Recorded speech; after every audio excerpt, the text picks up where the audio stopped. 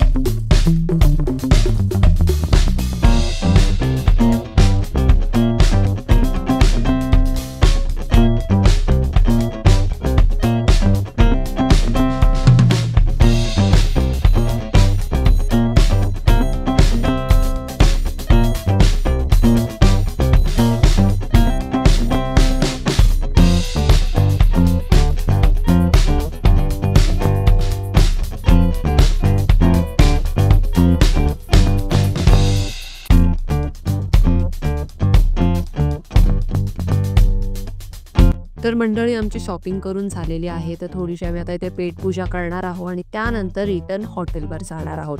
तर व्हिडिओ आवडला असेल तर व्हिडिओला नका लाईक, कमेंट, शेअर करा. चॅनलवर जर पहिल्यांदाच व्हिजिट केलं असेल तर सबस्क्राईब करायला विसरू नका. Thank you for watching my video.